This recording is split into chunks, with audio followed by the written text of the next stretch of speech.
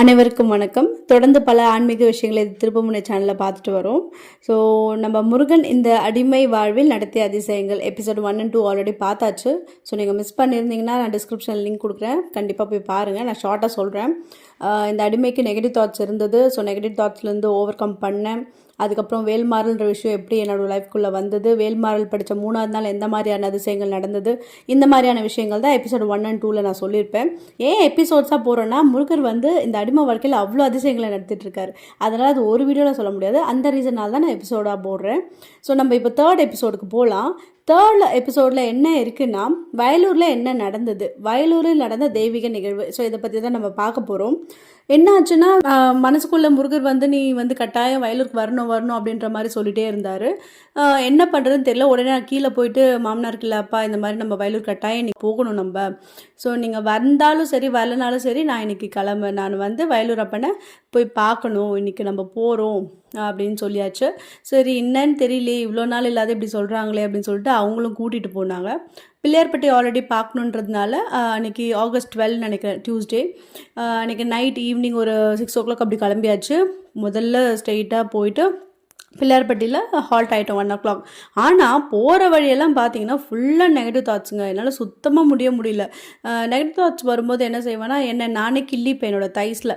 இந்த மாதிரி எந்த நெகட்டிவ் தாட்ஸும் நிறைவேறக்கூடாது, யாருக்கும் எதுவும் ஆகக்கூடாது அப்படின்னு என்னையே நான் ஹர்ட் பண்ணிப்பேன். முருகா எல்லாரையும் காப்பாற்று அப்படின்னு சொல்லிட்டு நான் வேண்டிப்பேன். அப்போல்லாம் எனக்கு ஒன்றும் புரியல. அதுக்கப்புறம் என்னாச்சு, அன்றைக்கி போய்ட்டு பிள்ளையார்பட்டிக்கு போகணும். ஒரு 1 o'clock அப்படி ரீச் ஆனோம்.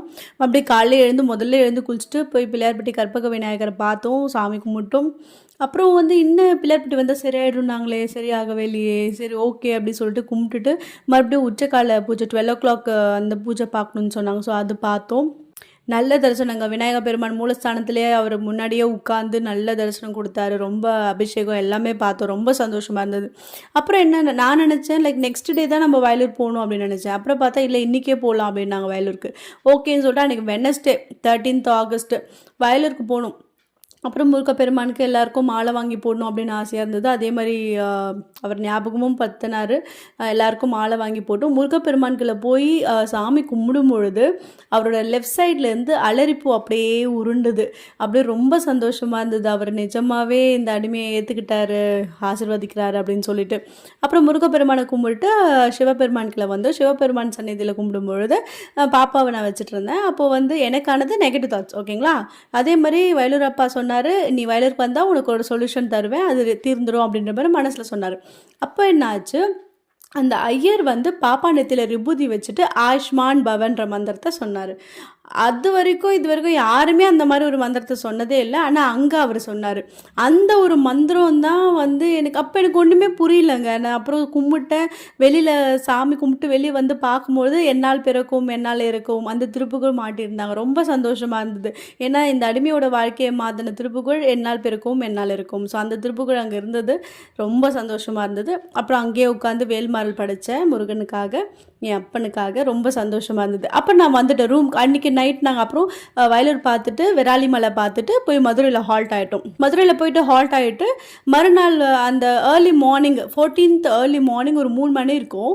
அங்கே அப்போது திடீர்னு முழிப்பு வந்துச்சு. நான் முருகர் பேசுகிறேன் எழுந்துரு அப்படின்ற மாதிரி ஒரு வாய்ஸ் கேட்குற மாதிரி இருந்தது. இல்லை முருகா, எனக்கு எதாக இருந்தாலும் ரொம்ப டயர்டாக இருக்குன்னு, இதெல்லாம் செம்ம ட்ராவல், நம்ம எதாக இருந்தாலும் நம்ம நாளைக்கு பேசிக்கலாம் அப்படின்னு சொல்லிட்டு நான் திருப்பி தூங்கிடுறேன். இதெல்லாம் ஆக்சுவலி கேட்க கதை மாதிரி இருக்கும், ஆனால் இது கதை கிடையாது, எல்லாம் நடந்த சம்பவம், உண்மையே. ஸோ உங்களுக்கு ஏதாவது சந்தேகம் தான் முருகப்பெருமானை கண்ணு மூடி கேளுங்க, இந்த பொண்ணு சொல்கிறது உண்மையானு. கண்டிப்பாக அவர் உங்களுக்கு நிரூபிப்பார் இது உண்மையாக போய் அப்படின்னு சொல்லிட்டு. அதுக்கப்புறம் என்ன ஆச்சு, ஓகே அப்படி சொல்லிட்டு மதுரை மீனாட்சி அம்மா கோவிலை 45 minutes பார்த்தோம். கீழே அழகர் மலை பார்த்துட்டு பழமுதிர்ச்சோலை பார்த்துட்டு அப்புறம் திருப்பரங்குன்றம் முருகரை பார்த்துட்டு ரிட்டர்ன் வீட்டுக்கு வரும். இதில் என்ன ஒரு அதிசயம்னா, வயலூர் அப்பனை பற்றி எனக்கு தெரிய வந்தது August 6. August 13 எனக்கு அவர் காட்சி கொடுத்தாரு. ஸோ எக்ஸாக்டாக 1 week. ஸோ போன Wednesday August 6 அன்றைக்கி தான் அவரை பற்றி தெரிய வந்தது. August 13 Wednesday, அன்றைக்கும் Wednesday அன்றைக்கி தான் அவர் எனக்கு தரிசனம் கொடுத்தாரு. ஸோ அது ஒரு ரொம்ப பெரிய விஷயம், ரொம்ப சந்தோஷம் அது. அதுக்கப்புறம் அது வரைக்கும் என்னோடய தைஸை பிடிச்சி கிள்ளிட்டு இருந்தேன். நான் வயலூர் அப்பனை பார்த்த மறுநாள்லேருந்து August 14th என் தைஸை பிடிச்சி நான் கிள்ளவே இல்லை. ஏன்னா எனக்கு அவர் அவ்வளோ ஒரு ஸ்ட்ராங்கான நம்பிக்கை கொடுத்தாரு. ஏதாவது ஒரு பிரச்சனைனா வேலை முன்னாடி நிற்பேன் அப்படின்ற மாதிரி ஒரு ஸ்ட்ராங்கான நம்பிக்கை கொடுத்தாரு அவர். ஸோ அதுவும் ஒரு பெரிய அதிசயம் தாங்க. ரிட்டன் வரும்போது தாங்க ஒரு சம்பவம் நடந்தது. ஒரு வேல்மால் படித்தேன். அப்புறம் ஃபேஸ்புக்கில் வந்து ஒரு மெசேஜ் வந்தது. என்ன மாதிரி ஒரு மெசேஜ்னால், நான் வந்து மகரம் ராசி. மகரம் ராசிக்கு 16ஆம் தேதி ஆகஸ்ட்டுக்குள்ளே வந்து 5 கோடி ரூபாய் கிடைக்க போகுது. இது 100% உண்மை அப்படின்ற மாதிரி ஒரு வீடியோ. உடனே நான் அந்த வீடியோ பார்க்கலாமா வேணாமா, நம்ம மகரம் ராசி ஆச்சு அப்படின்னு சொல்லிட்டு யோசிச்சுட்டு இருந்தேன். உடனே எனக்கு வேண்டாம், எனக்கு முருகனோட பாதம் தான் வேணும், 10 ரூபாவும் வேணாம், கோடி ரூபாவும் வேண்டாம் அப்படின்னு சொல்லிட்டு அந்த மெசேஜை நான் ஸ்க்ரால் பண்ணிட்டேன். அடுத்த இம்மீடியட்டாக ஒரு மெசேஜ் வருது, முருகன் ஃபோட்டோ போட்டு, உன் கண்ணீர் இதோடு முடிஞ்சிச்சு, இனி நான் தான் உன் லைஃப்பை வழிநடத்த போகிறேன் அப்படின்ற மாதிரி ஒரு மெசேஜ். ஓகே அப்படி சொல்லிட்டு அந்த மெசேஜை பார்த்த அடுத்த செகண்ட்லேருந்து எனக்குள்ளே ஒரு வாய்ஸ் பேச ஆரம்பிச்சிது. எனக்கு ரொம்ப வித்தியாசமாக இருந்தது. இது வரைக்கும் இந்த மாதிரி எந்த ஒரு உணர்வும் எனக்கு ஏற்பட்டதில்லை. அந்த மெசேஜை பார்த்த அடுத்த செகண்ட், அதாவது நான் ஊருக்கு வந்துட்டுருக்கேன் காரில், அப்போத்துலேருந்து பேச ஆரம்பித்த வாய்ஸ் இப்போ வரைக்கும் பேசிகிட்டு இருக்காங்க. ஸோ அது எப்போ முறுக்கிறதான்னு எனக்கு தெரியும் கண்டிப்பாக. அது மட்டும் இல்லாத பேசுகிறது இல்லாத அவங்க சொல்கிற விஷயங்கள் தான் லைஃப்லையும் நடக்குது. ஸோ இந்த திருப்பமுனை சேனல் ஆரம்பிக்க சொன்னதும் அவங்க தான். ஸோ இந்த விஷயங்கள் போட சொல்கிறதும் அவங்க தான். ஸோ எல்லாமே அவர் தான். ஓகேங்களா? ஸோ எனக்கு ரொம்ப ஹாப்பியாக, எனக்கு ஒன்றுமே புரியலைங்க, ஷாக்காக இருந்தது. திடீர்னு ஒரு வாய்ஸ் நம்மளுக்குள்ளே பேசுதுன்னா, நம்ம வந்து அது அவ்வளோ நேரம் நெகட்டிவே சொன்ன ஒரு வாய்ஸு அன்னிலேருந்து பாசிட்டிவாக பேச ஆரம்பிக்குது. நீ நல்லா இருப்ப, உன் குழந்தை நல்லா இருக்கும், இந்த சமூகம் நல்லா இருக்கும், நீ எல்லாருக்கும் நல்லது செய்வ, எல்லாருக்கும் நல்ல விஷயங்களை சொல்லுவ, அந்த மாதிரி பாசிட்டிவாகவே பேசுகிறாங்க. இப்போ வரைக்குமே அந்த மாதிரி தான் பேசிகிட்டு இருக்காங்க. அதே மாதிரி என்னை ஒரு ஒரு ஆபத்துலேருந்தும் லைக் என்ன சொல்கிறாங்கன்னா, உனக்கு ஒரு ஆபத்துனா உனக்கு முன்னாடி வேலாக வந்து நிற்பேன், உனக்கும் சரி உன் குழந்தை, அந்த மாதிரியான விஷயங்கள் பாசிட்டிவிட்டியாகவே இருக்குது ஃபுல்லாகவே. ஸோ அந்த மாதிரி விஷயங்கள் நடந்தது.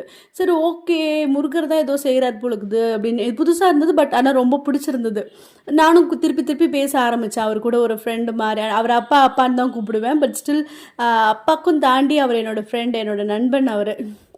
வாங்க போங்க அப்படி எல்லா விஷயமே பேசுவோம் நான் முருகர்கிட்ட. அந்த மாதிரி அவரை வந்து லைக் ஒரு ஸ்டாச்சுவாக பார்க்க மாட்டேன், அவருக்கும் ஒரு உயிர் இருக்குது அப்படின்ற மாதிரி தான் நான் இந்த அடிமை பார்த்து பேச ஆரம்பித்தேன். சரி, இந்த மாதிரி விஷயங்கள் நடந்தது. அப்புறம் 15ஆம் தேதி ஆகஸ்ட் வந்தது. அப்போ வந்து எங்கள் தாய்மாமா மருமகளுக்கு ரொம்ப நாளாக கொஞ்சம் குழந்தை இல்லை. ஏன்னா எனக்குமே 8 வருஷமாக குழந்தை இல்லாத தான் பாப்பா பிறந்தா. ஸோ அதனால் அது ஒரு கஷ்டம் தெரியும். அப்போது நான் கோவிலில் ஒரு நாள் இருக்கும்பொழுது இந்த மாதிரி ஒரு ஹாஸ்பிட்டலில் வந்து ஃப்ரீ கேம்ப் நடத்துகிறோம், ஸோ குழந்தை இல்லாதவங்களாம் வாங்க அப்படின்னு சொல்லியிருந்தாங்க.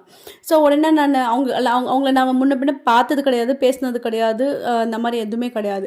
அப்புறம் எங்கள் தாய் மாமாவுக்கு மட்டும் கால் பண்ணி சொன்னேன், இந்த மாதிரி மாமா கொஞ்சம் போகிறதுனா போக சொல்லுங்கள் அப்படின்னு சொல்லிட்டு. அவங்க என்ன பண்ணாங்க, அவங்க மருமகளே ஃபோனை கொடுத்துட்டாங்க, எனக்கு புரியலம்மா அப்படின்னு சொல்லிட்டு. அவங்க மருமகளை நான் இது வரைக்கும் பார்த்ததில்ல, பேசுனதில்லை. ஆனால் அன்றைக்கி 1 மணி நேரம் நாங்கள் 2 பேர் பேசிகிட்டு இருந்தோம் முருகரை பற்றி. அவங்களும் ஒரு முருகர் பக்தர். அப்புறம் எல்லாம் பேசி முடிச்சுட்டு கொஞ்சம் பர்சனல் திங்ஸ் எல்லாம் பேசினோம். அப்புறம் ஒன்றும் இல்லைப்பா, சரியாயிடும், கண்டிப்பாக பிறக்கும் அப்படின்னு சொன்னேன். அதுக்கப்புறம் ஓகே, அவங்க வந்து என்ன பண்ணாங்க, வாட்ஸ்அப்பில் அக்கா இதுதான் என் நம்பர் அப்படின்ட்டு எனக்கு மெசேஜ் பண்ணியிருந்தாங்க.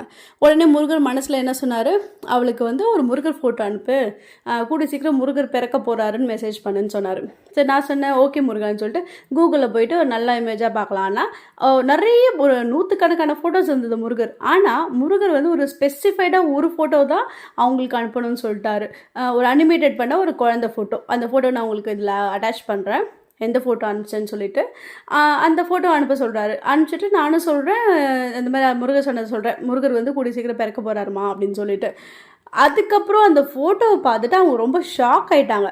ஏன் ஷாக் ஆனாங்க, என்ன மாதிரி விஷயங்கள் நடந்தது அப்படின்றத உங்களுக்கு நான் 4th எபிசோடில் சொல்கிறேன். அது வரைக்கும் திருப்புமுனையுடன் இணைந்திருங்கள். நன்றி.